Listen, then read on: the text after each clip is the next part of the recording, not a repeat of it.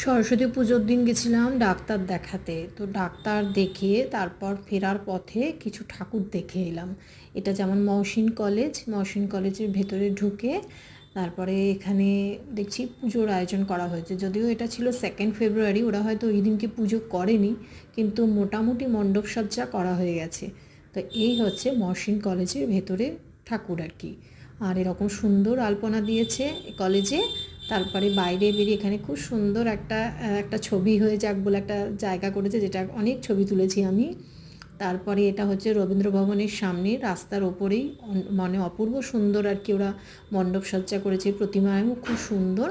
সেই মূর্তি বা প্রতিমা দর্শন করে আমরা এখানে এসেছি বন্দে মাতরম ভবনের সামনে জোড়াঘাটে। এটিও খুব সুন্দর। তারপরে হুগলি উইমেন্স কলেজের সামনেই যে একটি পুজো হয়, সেই পুজোর এই প্রতিমা দর্শন করলাম। অপূর্ব, এটিও অপূর্ব সুন্দর। তারপর চলে গেলাম হুগলি ব্রাঞ্চ স্কুল। এই ব্রাঞ্চ স্কুলেরও ভেতরটা চলুন একটু দেখি। এই যে এরকম করে সাজানো হয়েছে।